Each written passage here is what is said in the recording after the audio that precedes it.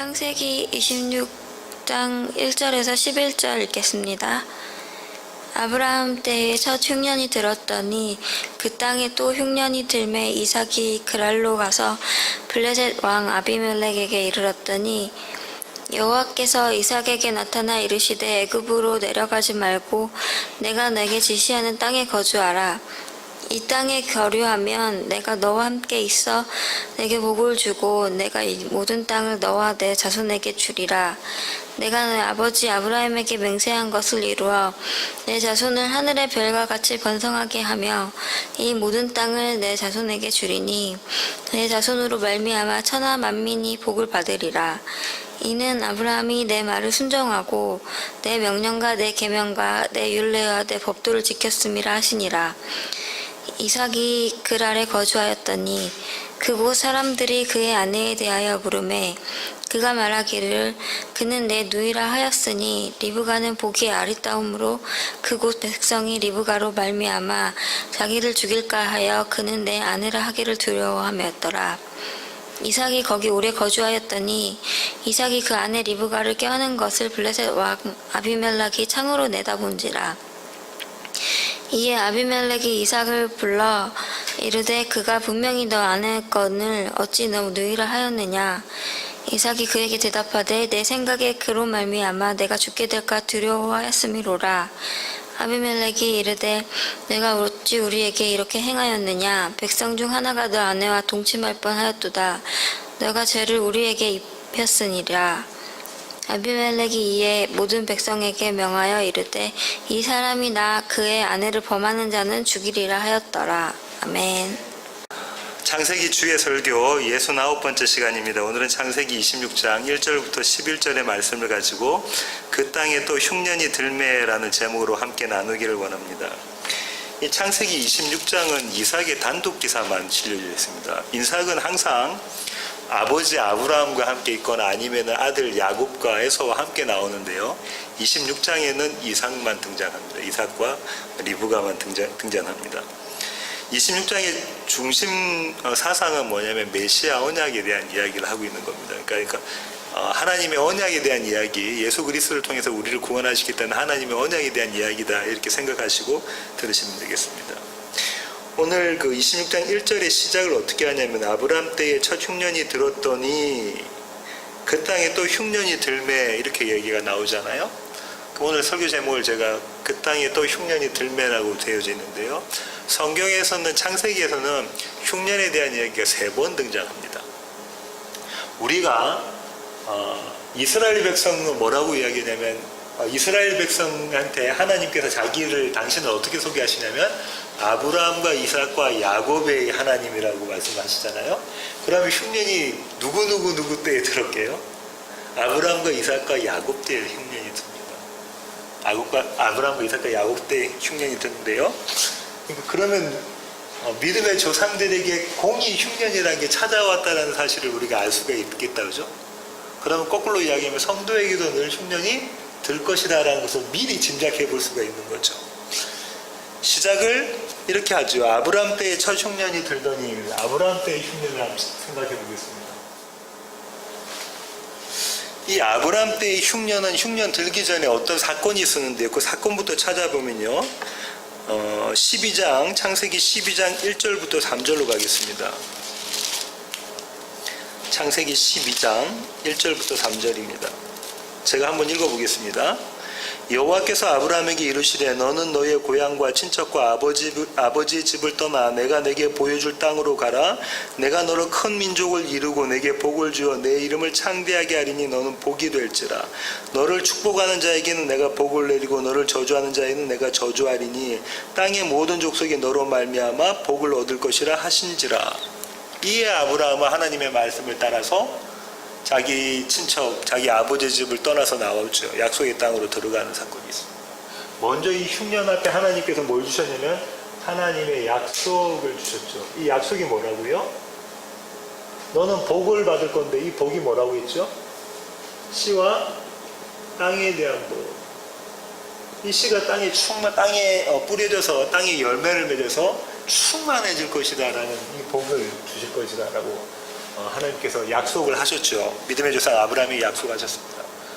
그리고 아브라함은 어디로 들어가냐면 이 땅인 가나안으로 들어가죠. 가나안 땅으로 들어갑니다. 그런데 그 땅에 12장 10절 한번 보세요. 그 땅의 기근, 그러니까 흉년이죠. 그 땅에 기근이 들었으므로 아브라함이 애굽에 거류하려고 그리로 내려갔으니. 이 땅에 뭐가 왔다고 그러죠? 흉년이 왔어요. 이 약속의 땅에 흉년이 왔습니다. 약속의 땅에 흉년이 오니까 아브라함이 하나님의 약속을 뒤로 한 채 어디로 내려갑니까? 애굽으로 내려가죠. 이집트로 내려갑니다. 그러니까 이 장면을 잘 생각하셔야 돼요. 하나님이 먼저 약속을 주셨어요. 너 그 땅에 있어야 돼. 그 땅에서 씨 뿌리고 잘 살아야 돼. 하는데 그 땅에 뭐가 왔냐면 흉년이 왔죠. 그러니까 이 흉년이 오니까 아브라함이 이 땅을 하나님 약속의 땅을 버리고 애굽으로 쭉 내려가는 장면이 그려져 있습니다. 근데 하나님께 거기서 뭐라 안 하시냐면 간섭하시지 않는 모습이 드러납니다. 그대로 내버려 두시죠. 그대로 내버려 두십니다. 내려가서 어떤 사건이 있었는가 한번 보겠습니다. 11절부터 한번 보겠습니다. 12장 11절입니다. 그가 애굽에 가까이 이르렀을 때에 그의 아내 사라에게 말하되 내가 알기에 그대는 아리따운 여인이라 애굽 사람이 그대를 볼 때에 이르기를 이는 그의 아내라 하여 나는 죽이고 그대는 살리리니 원하건대 그대는 나의 누이라 하라. 그러면 내가 그대로 말미암아 안전하고 내 목숨이 그대로 말미암아 보존되리라 하니라. 보윤자매, 만약에 민호 형제가 이런 상황에서 아브라함처럼 이야기했으면 그 남편 믿겠습니까? 믿지 못하죠. 믿지 못하는 남편인데 그런 상황인 거예요. 계속해서 읽어보겠습니다. 애굽 사람이 그대를 볼 때에 이르기를 아브라함이 애굽에 이르렀을 때 애굽 사람들이 그 여인이 심히 아리따움을 보았고 바로의 고관들도 그를 보고 바로 앞에서 칭찬함으로 그 여인을 바로의 궁으로 이끌어들인지라. 이에 바로가 그로 말미암아 아브라함을 후대함으로 아브라함이 양과 소와 노비와 암수 나귀와 낙타를 얻었더라. 여호와께서 아브라함의 아내 사레의 일로 바로와 그 집에 큰 재앙을 내리신지라. 바로가 아브라함을 불러서 이르되 내가 어찌하여 나에게 이렇게 행하였느냐? 내가 어찌하여 그를 내 아내라고 내게 말하지 아니하였느냐? 내가 어찌 그를 누이라 하여 내가 그를 데려다가 아내를 삼게 하였느냐? 내 아내가 여기 있으니 이제 데려가라 하고 바로가 사람들에게 그의 일을 명하매 그들이 그와 함께 그의 아내와 그의 모든 소유를 보내었더라. 이 부분은 이미 저희가 미리 이전에 신학 강좌 시간에 살펴봤는데요. 아브라함은 흉년이 들자 약속의 땅을 버리고 애굽으로 들어갑니다. 근데 리브가가 사라가 너무 예뻤다고 하죠. 그러니까 사라 때문에 뭐 할까 걱정을 합니까? 죽을까? 뭘 걱정하냐면 생명이라는 걸 걱정하죠. 안전에 대한 생각을 갖고 있습니다. 그래서 어떻게 하냐면 자기의 꾀를 만들어 자기의 지혜로 뭐냐면 내가 생명 지킬래, 내가 내 목숨을 안전하게 할래 라고 자기가 자기의 지혜를 사용하게 되죠. 자기를 의지하는 모습입니다. 그죠? 나를 의지하는 모습으로 드러나 버립니다. 나를 의지하는 모습으로. 하나님은 어떻게 말씀하셨냐면 네가 복의 근원이 될 건데 복의 근원이 되는 그렇게 되는 이유를 뭐라고 말씀하시냐면 그 복이 나의 것이기 때문에 그런 거다. 내가 복이기 때문에 내가 너와 늘 함께 하기 때문에 너는 복의 근원이 될 거야. 나를 신뢰해, 나를 믿어 하는데 아브라함은 흉년이 닥치자 누구를 신뢰합니까? 하나님의 약속은 저버리고 누구를 신뢰하죠? 자기를 신뢰합니다. 그래서 꾀를 내죠. 그러고 난 다음에 애굽으로 내려가면서 아내에게 사라에게 미리 이야기를 하죠. 당신이 너무 예쁘니까 당신 때문에 내가 죽을까 봐 당신이 나의 누이 동생이라 해. 아내는 그렇게 따르죠.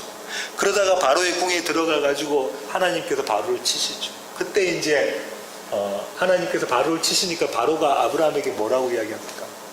네가 어찌하여, 네가 어찌하여, 네가 어찌하여를 3번 반복합니다. 이 네가 어찌하여는 어디에 등장하는 대사죠? 네. 아담과 하와에게 그죠? 누가 하셨냐면 여호와 하나님께서 아담과 하와가 선악과를 먹고 나자 선악과 먹지 마, 너는 나를 의지해야 돼, 나에게 순종해야 돼 했는데 첫사람 아담과 하와는 하나님께 불순종하죠. 자신들이 하나님이 되려고 하죠. 그때의 그 사건 바로 이후에 하나님께서 하셨던 말씀이 뭡니까? 네가 어찌하여 이렇게 하였느냐, 그걸 3번 반복을 하죠. 그 모습이 등장합니다.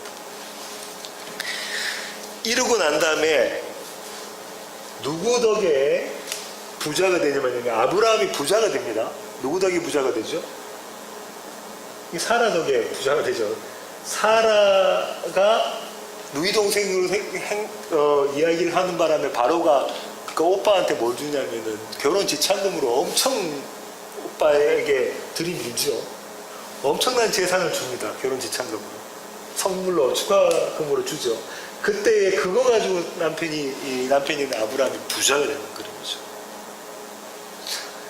이걸 또 보고 이제 표면적으로만 봐서 하나님의 말씀에 순종하니까 부자가 되더라라는 게 아니라 이거는 영적인 것에 대한 그림이 그려져 있는 거잖아요. 이면적인 것이 있다는 거죠. 흉년 끝에 이루어지는 부자, 풍년, 이 그림이 그려져 있는 겁니다. 흉년 끝에. 근데 그리고 이렇게 보고요. 두 번째 또 아브라함은 이런 사건이 또 생기죠. 또 생깁니다. 한 번만 더 볼까요? 20장 1절로 가겠습니다. 창세기 20장 1절입니다. 창세기 20장 1절입니다. 아브라함이 거기서 네게브 땅으로 옮겨가 가데스와 술 사이 그랄에 거류하며 그의 아내 사라를 자기 누이라 하였으므로 그랄 왕 아비멜렉이 그 사람을 보내어 사라를 데려갔더니 그 밤에 하나님의 아비멜렉에 현몽하시고 그에게 이르시되 내가 데려간 이 여인으로 말미암아 내가 죽으리니 그는 남편이 있는 여자임이라. 아비멜렉이 그 여인을 가까이 하지 아니하였으므로 그가 대답하여 주여 주께서 의로운 백성도 멸하시나이까? 그가 나에게 이는 내 누이라고 하지 아니하였나이까? 그 여인 또 그는 내 오라비라 하였사오니 나는 온전한 마음과 깨끗한 손으로 이렇게 하였나이다. 하나님이 꿈에 또 그에게 이르시되 네가 온전한 마음으로 이렇게 한 줄 나도 알았으므로 너를 막아 내게 범죄하지 아니하게 하였나니 여인에게 가까이 하지 못하게 함이 이 때문이니라.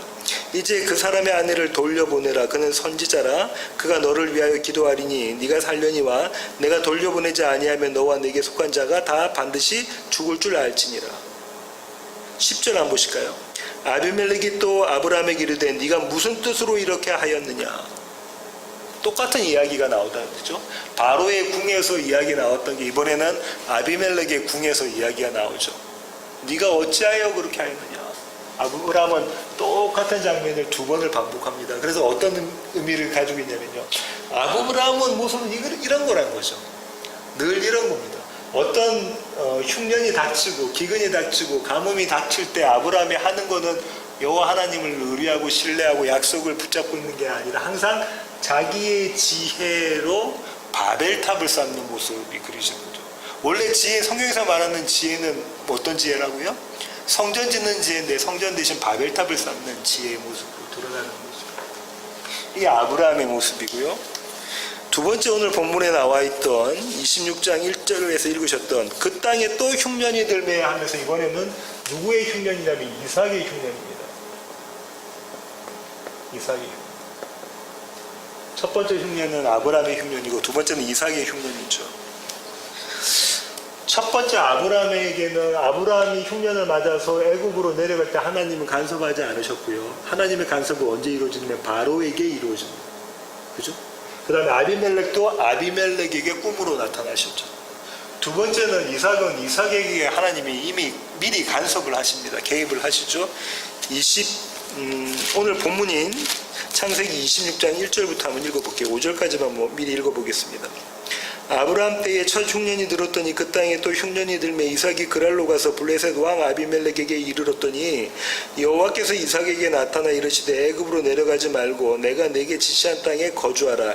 이 땅에 거류하면 내가 너와 함께 있어 내게 복을 주고 내가 이 모든 땅을 너와 내 자손에게 주리라. 내가 내 아버지 아브라함에게 맹세한 것을 이루어 내 자손을 하늘의 별과 같이 번성하게 하며 이 모든 땅을 내 자손에게 주리니 내 자손으로 말미암아 천하 만민이 복을 받으리라.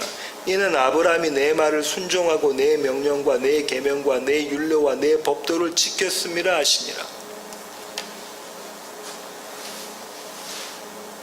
약속이 이제 흉년이 나서 애굽으로 내려가려고 하는데 하나님이 막으셨고 그 다음에 다시 하나님의 약속을 말씀하십니다.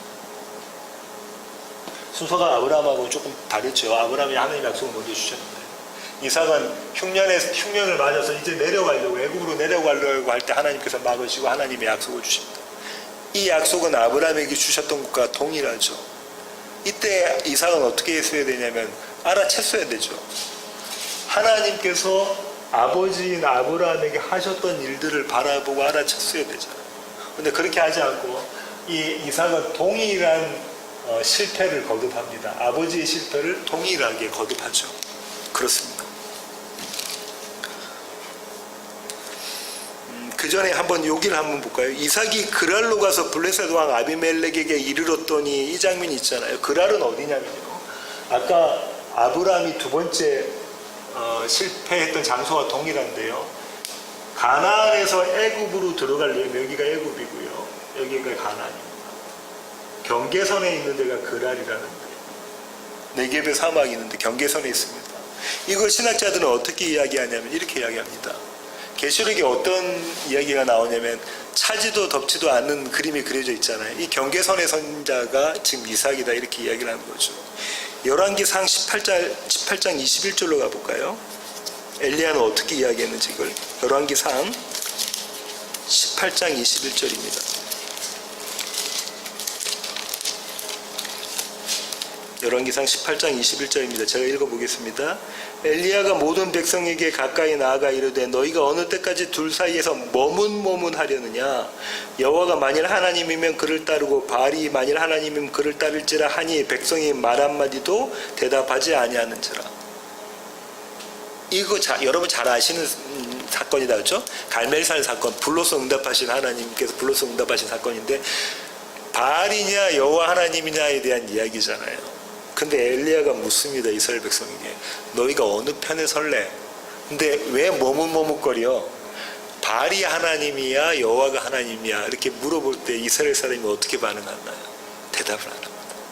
누가 하나님인지 지금 아직 자기 마음 가운데 판가름을 못한 거죠. 대답을 안 하고 있습니다. 약속을 지키는 것도 아니고 안 지키는 것도 아니고 그 상황 가운데 있죠. 그러고 난 다음에 37절 보세요. 여호와여 내게 응답하소서, 내게 응답하소서. 이 백성에게 주 여호와는 하나님이신 것과 주는 그들의 마음을 되돌이키심을 알게 하옵소서 하매, 이에 여호와의 불이 내려서 번제물과 나무와 돌과 흙을 태우고 또 도랑에 물을 핥은지라. 모든 백성이 보고 엎드려 말하되 여호와 그는 하나님이시로다, 여호와 그는 하나님이시로다 하니. 이때에 이스라엘 백성이 이제 봤잖아요. 바알은 아무것도 못하는 우상이라는 걸 보고 여호와 하나님이 참 하나님이라는 것을 보고 난 다음에 이때 하나님 앞에 엎드려집니다. 40절 보실까요? 엘리야가 그들에게 이르되 바알의 선지자를 잡되 그들 중 하나도 도망하지 못하게 하라 하매 곧 잡은지라. 엘리야가 그들을 기손 시내로 내려다가 거기서 죽이니라. 이 그림을 잘 생각해 보세요. 이렇습니다. 엘리야와 바알의 그 선지자들이 둘이 대적을 하잖아요. 싸움이 붙습니다. 전쟁을 하죠. 엘리야와 바알을, 여기 여호와 하나님이죠. 누가 하나님이냐라고 백성들에게 물을 때 백성들이 대답 안 합니다. 누가 하나님인지 모르겠다는 거죠. 바알이 실패하고 여호와 하나님이 성공한 장면을 보자마자 이스라엘 백성들이 뭐라 했냐면 여호와가 참 하나님이네요 이야기를 하고 그 앞에 부복하고 엎드립니다. 그때 엘리야가 이야기하죠. 바알을 섬겼던 선지자들 다 잡아라. 잡아서 뭐 합니까? 죽이. 어떻게 우리는 받아들여야 되냐면 이 장면을 보고 예수 안 믿는 사람에 대한 거, 그 사람들을 죽이시는 하나님에 대한 거, 표면적으로는 맞습니다. 이면적으로는 어떤 거죠? 행간은 이 자가 누구라는 거예요? 이스라엘이라는 거죠. 바알을 섬겼던 자들이 이스라엘입니다. 왜냐하면 하나님을 섬겼으면 그때 여호와가 하나님입니다라고 반드시 대답을 했었어야 되잖아요. 이들에게는 바알이 하나님이다라는 생각을 갖고 있었던 거죠. 그래서 이들을 바알의 선지자를 죽임으로 엘리야가 누구를 죽인 거냐면 저와 여러분을 죽인 거죠. 저와 여러분을 죽인 겁니다. 이해가 되시죠? 내면의 우리의 모습이 이 모습이라는 거죠. 그 내면의 우리를 나를 죽이는 모습이라는 겁니다. 이 사건이 있습니다. 그래서 지금 신학자들은 이렇게 이야기하죠. 이삭이 애굽으로도 내려가지 않고 약속의 땅을 지키지 않고 그 경계선상 그 아래에 서 있는 모습은 차지도 덥지도 않고 머뭇머뭇하고 있는 모습이다 라고 이야기를 합니다. 예, 그렇습니다. 그 다음에 오늘 다시 본문으로 가셔서요. 창세기 26장 6절부터 11절까지 한번 보겠습니다. 이삭이 그랄에 거주하였더니 그곳 사람들이 그의 아내에 대하여 물으매 그가 말하기를 그는 내 누이라 하였으니 리브가는 보기에 아리따움으로 그곳 백성이 리브가로 말미암아 자기를 죽일까 하여 그는 내 아내라 하기를 두려워함이었더라. 아버지의 모습과 똑같다는 거죠. 아버지의 모습과 똑같습니다. 이미 약속을 하나님께서 주셨어요. 내 아버지가 그렇게 했다라는 거, 그죠? 이 약속을 주실 때는 이삭이 알아채야 되는 게 우리 아버지가 그렇게 하셨는데 하나님께서 어떻게 그것을 막으셨지를 깨달아야 되는데 동일한 모습이 드러나잖아요. 8절 이삭이 거기 오래 거주하였더니 이삭이 그 아내 리브가를 껴안은 것을 블레셋 왕 아비멜렉이 창으로 내다본지라. 이에 아비멜렉이 이삭을 불러 이르되 그가 분명히 내 아내 건을 어찌 내 누이라 하였느냐. 여기서 또 어찌가 나와요. 어찌 내 누이라 하느냐. 네가 왜 그랬니? 어떻게 왜 그랬니? 하나님의 약속을 네가 왜 붙잡지 않았니라는 거죠. 그렇습니다. 그 다음에 좀 더 내려오셔서요. 12절 한번 보실까요? 다음 시간에 할 본문인데요. 이삭이 그 땅에서 농사하여 그 해에 100배나 얻었고 여호와께서 복을 주심으로 그 사람이 창대하고 왕성하여 마침내 거부가 되어 양과 소가 떼를 이루고 종이 심이 많음으로. 뭐가 되는 모습이 그림이 그려져 있죠? 부자가 되는 모습이 그림이 그려졌다는 거죠. 흉년 다음에 하나님께서 복을 주셔서 부자가 되는 모습 그림이 그려져 있다죠. 이게 두 번째 모습입니다. 세 번째는 아브라함의 하나님, 이삭의 하나님, 이번에 야곱의 하나님이잖아요. 야곱의 때에 또 흉년이 듭니다. 이때는 온 세상이 흉년이 들었다고 이야기를 하고 있어요. 창세기 41장으로 가보실까요? 창세기 41장 53절부터 57절까지입니다. 창세기 41장 53절부터 57절. 제가 한번 읽어볼게요. 애굽 땅에 7해 풍년이 그치고 요셉의 말과 같이 7해 흉년이 들기 시작하며 각국에는 기근이 있으나 애굽 온 땅에는 먹을 것이 있더니 애굽 온 땅이 굶주림에 백성이 바로에게 부르짖어 양식을 구하는지라. 바로가 애굽 모든 백성에게 이르되 요셉에게 가서 그가 너에게 이르는 대로 하라 하니라. 온 지면에 기근이 있으며 요셉이 모든 창고를 열고 애굽 백성에게 팔세. 애굽 땅이 기근이 심하며 각국 백성도 양식을 사려고 애굽으로 들어와 요셉에게 이르렀으니 기근이 온 세상에 심함이었더라. 이때 똑같은 단어죠. 흉년이 든 거죠. 흉년입니다. 야곱이 이르되 42장 2절 보세요. 야곱이 또 이르되 내가 들은즉 저 애굽에 곡식이 있다니 너희도 그리로 가서 거기서 우리를 위하여 사오라. 그러면 우리가 살고 죽지 아니하리라 하매. 야곱이 그의 아들들에게 뭐라고 합니까? 가나안 땅에서 먹을 게 없으니까 어디로 내려가라는 거죠? 애굽으로 내려가. 그래서 곡식 사가지고 와. 이렇게 이야기를 하죠.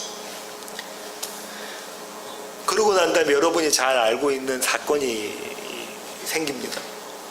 그 사건이 생겼는데 그 사건은 뭐냐면 요셉인 줄을 모르잖아요. 형들이 요셉인지 모르는데 뭐라고 이야기하냐면 베냐민을 데리고 오라고 하죠.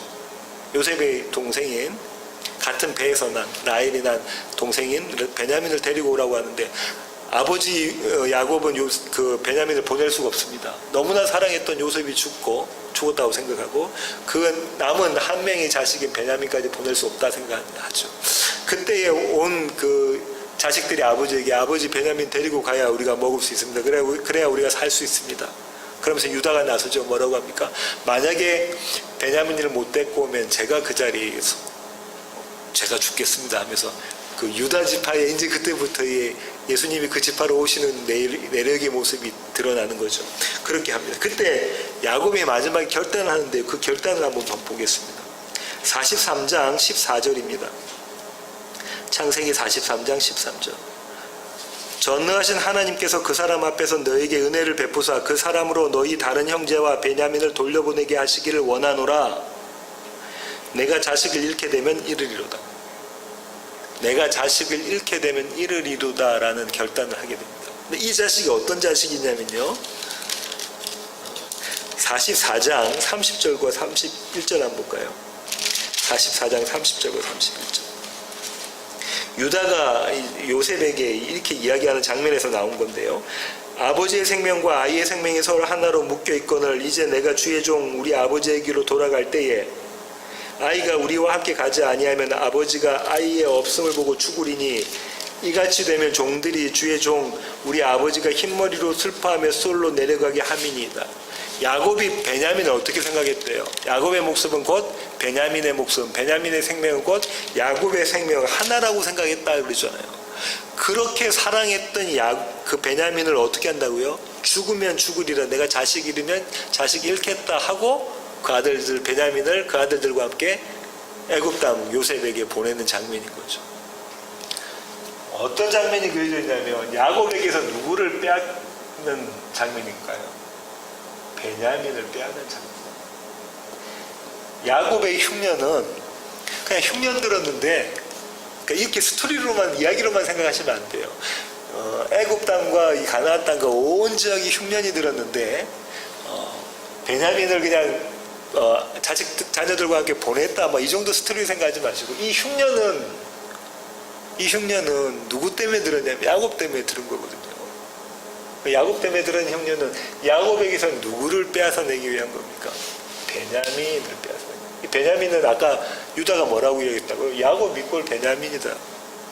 야곱의 생명은 베냐민의 생명과 같아. 자기의 생명을 빼앗는 그림이 여기에 그려져 있는 거죠. 그렇습니다. 우리는 오늘 읽으셨던 보인자매가 좋은 목소리를 읽으셨던 창세기 26장의 그림을 보고 뭐라고 이야기하냐면 왜 이삭이 저랬을까? 나라면 그렇게 하지 않았을 텐데 이렇게 생각을 합니다. 민호 형제 그러지 않나요? 그런 생각을 할 것 같아요. 왜냐하면 이삭은 어떤 사람이냐면 어떤 사람 생명이 출생부터가 달라요. 하나님의 약속으로 출생한 자 아닙니까? 범상치 않게 출생한 자예요. 그죠? 저와 여러분 우리 가운데 하나님의 약속을 받고 출생한 자 있습니다. 내가 100세의 아들 주리라. 내가 엄마한테로부터 아들 낳게 하겠다고 하나님의 약속을 받고 출생하신 분이 있습니까? 이삭은 그런 자입니다. 도대체가 태어날 수 없는 장면에서 태어난 자가, 그런 조건과 환경에서 태어난 자가 이삭이에요. 태어날 때부터 약속을 받고 태어난 자인데, 그리고 아버지가 어떻게 살았다는 것을 다 경험했다는 것을 이야기를 들었잖아요. 그리고 이 이삭은 청소년 때에 어디에 누웠냐면 모리아산에 올라와서 제단 가는데 누워있던 자입니다. 하나님께서 자기 아버지를 가지고 아버지에게 명하셔서 자기의 배를 가르게끔 둘로 쪼개게끔 칼을 내리치는 그 순간까지 밑에서 보고 있던 아들이었잖아요. 그런 이삭이 흉년이 드니까 아버지와 똑같은 모습으로 그대로 하죠. 그대로 합니다. 그러면 우리는 누구에게 늘 포커스를 맞추면 이삭에게 포커스를 맞추면 성공하면 닮아야 돼, 실패하면 안 닮아야 돼, 이렇게 생각을 해버린다는 거죠.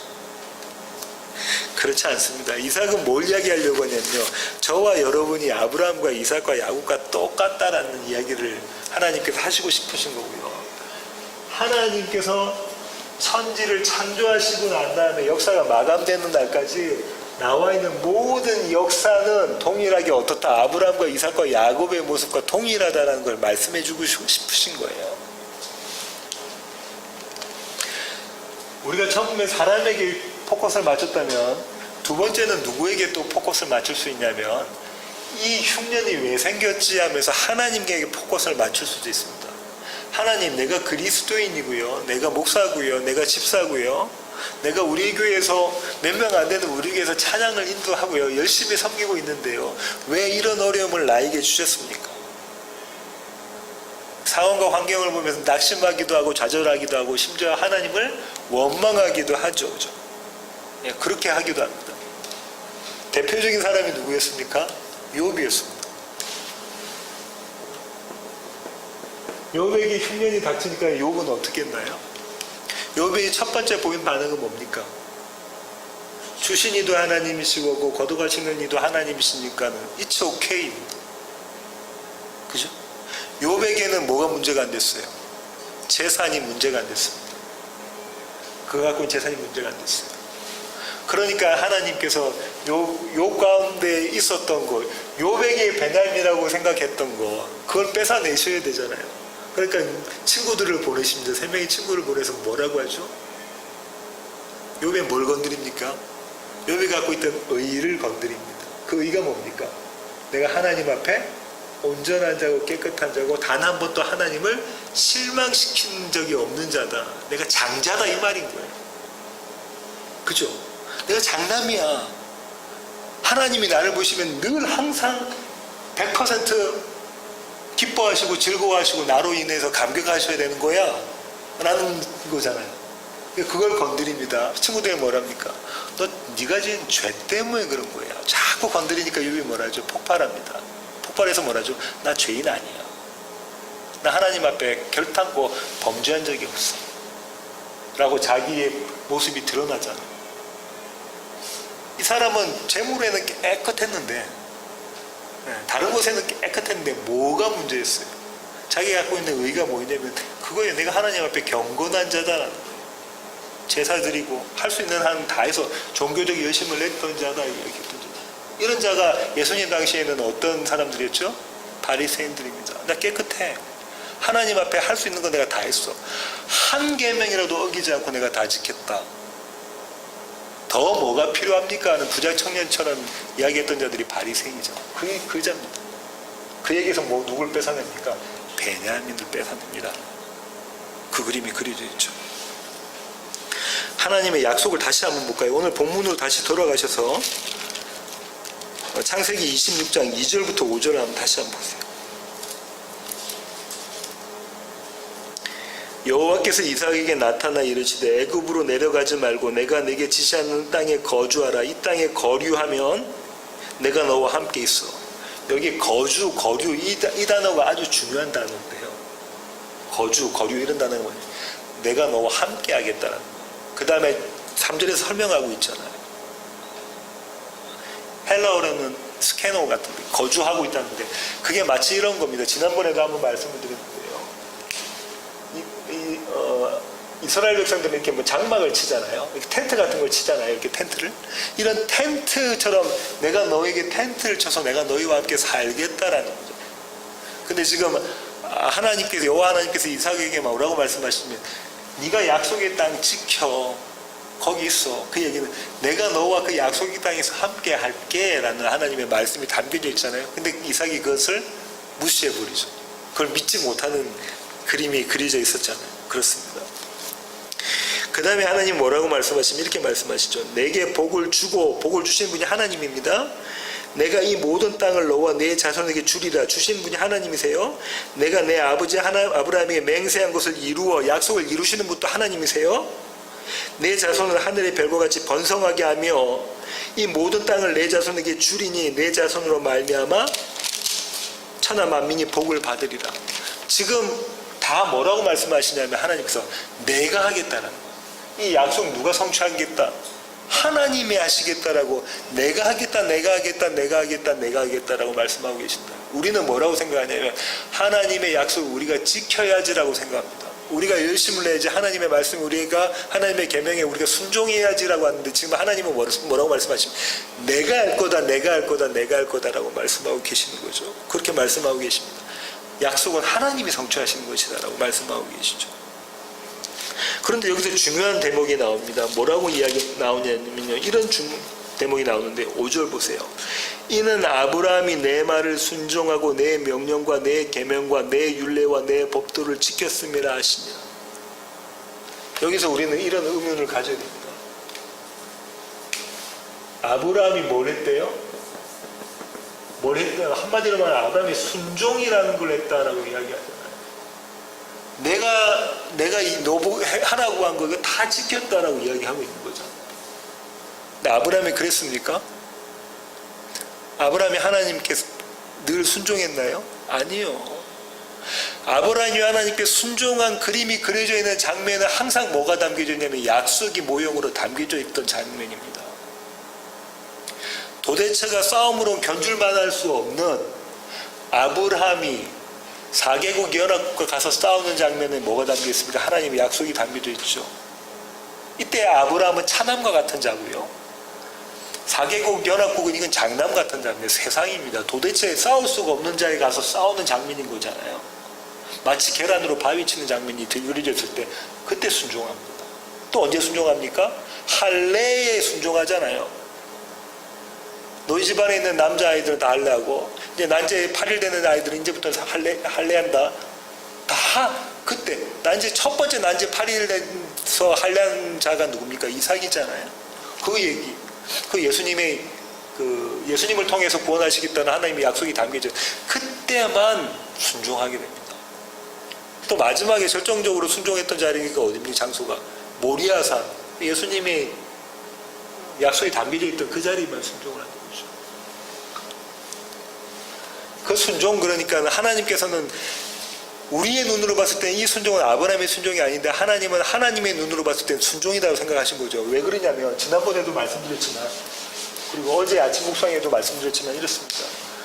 묵시의 세계에서 보시는 하나님은 창조 때부터 뭘 보고 계시냐면 완성을 보고 계신다고요. 이 완성.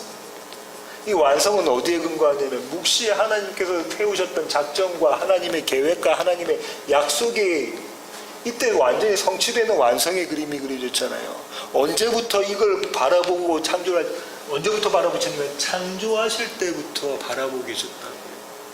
그럼 창조했을 때부터 완성을 바라보고 너는 뭐라는 거예요? 복이 있다. 완성을 바라보고 너는 순종했다. 완성을 보고 너는 믿음 있다. 완성을 보고 너는 사랑했다. 이렇게 보고 계시는 거라는 거예요. 우리는 어디에 포커스를 맞추냐면 이 사람의 역사를 살아가면서 그가 한 행위에다 포커스를 맞춘다고요. 아브라함이 모리사에서 아들에게 칼을 꽂으려고 했던 행위에 포커스를 맞추고 있다고요. 그게 아니고 하나님은 뭐라고 지금 말씀하시냐면 이 완성을 보시고, 시간이 없잖아요. 하나님께는 이 완성을 보시고 처음부터 완성을 보시고 말씀하시는 거라고요. 그래서 빛이 있으라고 하는 다음에 하나님이 보시기에 좋았더라, 선이다, 토부라고 이야기하시고, 일곱째 날 안식일날을 뭐라고 하죠? 거룩하다라고 이야기하시잖아요. 구별되었다 이야기하시고 난 다음에 뭐라고 하시냐면은 창세기 2장 4절에 뭐라고 이야기하시죠? 내용은 이러하리다 하기 그 전에 2장 1절, 2절, 3절 그쪽을 보시면 뭐라고 이야기되어 있죠? 완성했다라고 말씀하시죠. 천지가 다 창조되었다, 이렇게 마쳤다라고, 완성되었다, 이 얘기가 나와져 있잖아요. 한번 찾아볼까요? 창세기 2장으로 가겠습니다.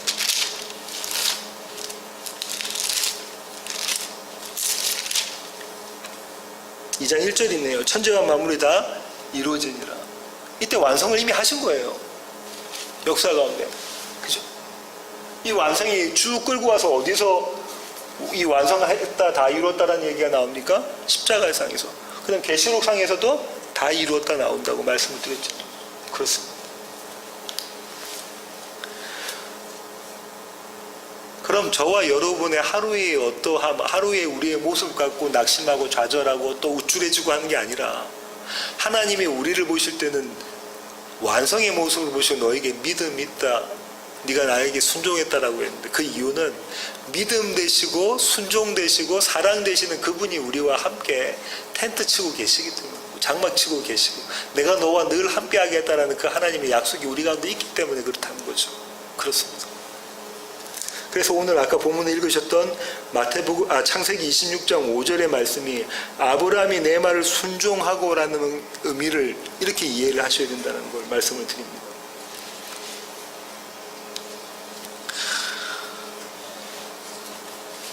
그거를 바울은 뭐라고 이야기했냐면 이렇게 이야기하죠.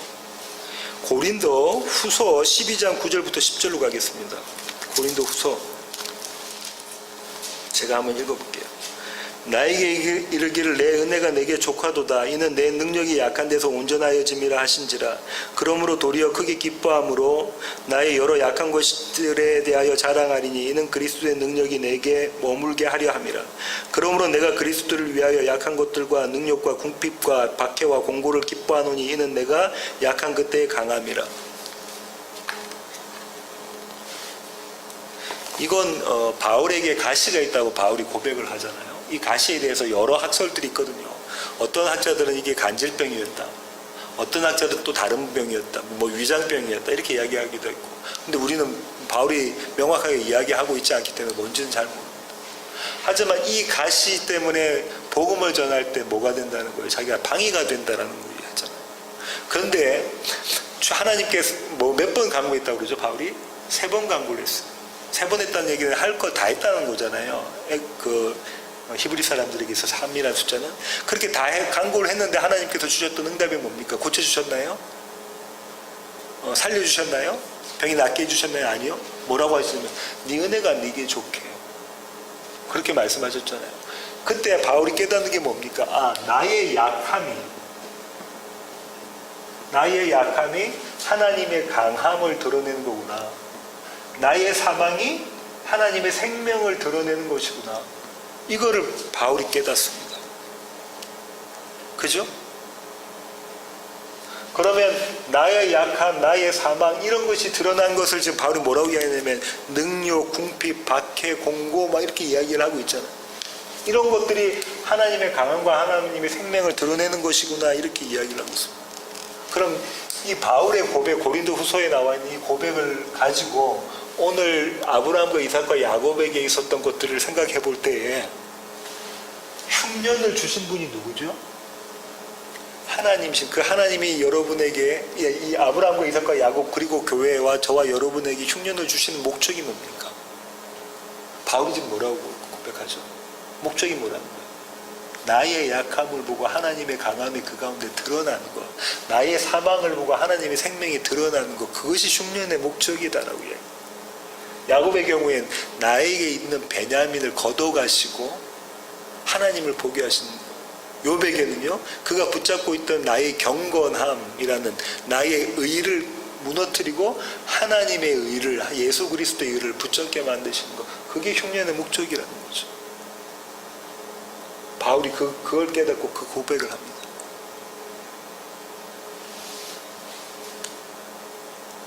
저와 여러분이 하나님께서 택하신 백성이라면 하나님은 저와 여러분에게 반드시 뭘 보내실까요? 흉년을 보내십니다. 아브라함과 이삭과 야곱의 하나님, 다시 말하면 아브라함의 하나님, 이삭의 하나님, 야곱의 하나님은 저와 여러분의 하나님이다라는 것을 말씀하시려고 하고요. 아브라함과 이삭과 야곱 때 공의 흉년이 들었다는 것은 그렇다는 얘기인 거죠. 저와 여러분의 삶에도 공의 흉년이 오겠다는 거죠. 매일매일 흉년이 옵니다. 매일매일 흉년이 와서 우리 가운데 우리가 주인 삼았던 거, 우리가 모셨던 왕을, 우리가 모셨던 하나님을 해체시켜버리고 그 자리에 예수 그리스도를 심으시는 작업을 하신다는 거죠. 그게 성경에서 이야기하는 영적인 부자 되는 거예요. 영적인 부자 되는 거예요. 완전히 무너지는 자리였습니다. 그렇죠? 완전히 무너지는 자리에서 네가 어찌해서 그랬니? 라고 물으시는 그 장면인 거예요. 한번 생각해 보세요. 이 성경을 읽는 구약의 그 성도들이 있는 신약의 성도들을 한번 생각해 보세요. 아브라함에게 애굽의 왕 바로가 네가 어떻게 그렇게 했니? 아브라함이 뭘 했어요? 이 길만이 살 길이야 하고 생각하는 게 그의 지혜였습니다. 내 생명을 보존하는 길은 이 길밖에 없어라고 생각했던 거죠. 심지어는 어떻게 생각했어요? 내가 죽으면 하나님 약속도 끝이잖아 라고 생각했을 수도 있잖아요. 이 길밖에 없어라고 생각했던 그 길을 무너뜨리는 자로 가시. 그 길로 덥석 무릎던 게 선악과였던. 그러면서 네가 어떻게 해서 네가 어찌하여 이렇게 했니? 라고 물어보셨죠. 이거를 듣는 독자들은 어떤 마음이었을까요? 바로 아담과 하와에게 갔겠죠. 하나님의 약속을 무시해버리고 선악과에서 덥석 손 내밀고 먹고 나자마자 네가 왜 그랬니? 네가 왜 그랬니? 하나님은 매일매일 삶 가운데 우리에게 흉년을 보내셔서 우리가 우리의 지혜로 얻고자 하는 것이 얼마나 볼품없는 것인지, 얼마나 값어치 없는 것인지, 그게 도대체가 아무짝에도 쓸모없는 것인지를 깨닫게 하십니다. 그래서 정말 소중한 것, 정말 가치 있는 것, 그것이 무엇인가를 알게 하시고 그것으로 기뻐하고 즐거워하게끔 주님 만들어 가시는 것이죠. 매일매일의 삶 가운데 저와 여러분의 삶 가운데 흉년을 맞게 됩니다. 그때에 오늘 아브라함과 이삭과 야곱에게서 일하셨던 하나님이 우리 가운데 또 동일하게 역사를 하시죠. 창세기 26장 1절을 다시 한번 보시면요. 아브라함 때에 첫 흉년이 들었더니 그 땅에 또 흉년이 들매라고 되어 있잖아요. 또 흉년이 들매가 저와 여러분의 삶 가운데 매일 일어납니다. 또 흉년이 들매, 또 흉년이 들매. 그 흉년이 들 때에 낙심하고 좌절하고 그러지 마시고, 하나님께서 이 흉년을 주셨는데 이 가운데서 나에게 무엇을 보라고 하시는 거구나. 나의 모습을 보라고 하시는 거구나. 그래서 내가 믿고 내가 의지했던 나의 지혜는 다 무너뜨리시고 하나님의 지혜로 살리시려고 하시는 거구나. 바울이 고백했던 것처럼 약할 때 강함 되시는 그 주님을 보게 하시는 것이구나. 그를 깨닫는 세워지는 교회 모든 지체들 되기를 원합니다. 기도하시겠습니다. 은혜가 풍성하신 하나님 감사합니다. 주님 그렇습니다. 하나님 매일의 삶 가운데 흉년을 보내시는데 저희들은 그 흉년의 상황과 환경만을 보고 하나님 도대체 이럴 수가 있습니까? 라고 하나님께 원망하고 하나님께 대어둡니다. 하지만 하나님 아브라함과 이삭과 야곱의 하나님의 모습을 바라보면서 그들의 역사들을 바라보면서 그들의 역사와 우리의 역사가 다르지 않다는 것을 주님 깨닫습니다. 흉년을 보내신 하나님의 뜻은 그 가운데서 우리가 할 수 없는 것을 깨닫고 하나님께서 주시는 씨로 말미암아 그 땅에 30배, 60배, 100배의 결실을 맺게끔 하시는 것을 알게 하시는 것이라는 것을 알았습니다. 하면 하나님께서 보내신 흉년에 즐거워할 수 있는 자들 되게 하시고 오직 예수 그리스도만을 붙잡는 세워지는 교회 모든 지체들 될 수 있도록 주님 인도하여 주시옵소서. 이제는 우리 주 예수 그리스도의 놀라신 구원의 은혜와 하늘 아버지의 크고 극진하신 사랑과 우리 안에 내주하셔서 우리로 하여금 또 흉년을 보내시지만 그 가운데서 하나님의 참 사랑과 지혜를 깨닫게 하시는 성령님의 충만하심이 이제 주님 앞에 머리 숙인 세워지는 교회 모든 지체들 머리 위에 이제로부터 영원토록 함께 계시기를 예수 그리스도의 귀하신 이름으로 간절히 축원하옵나이다. 아멘.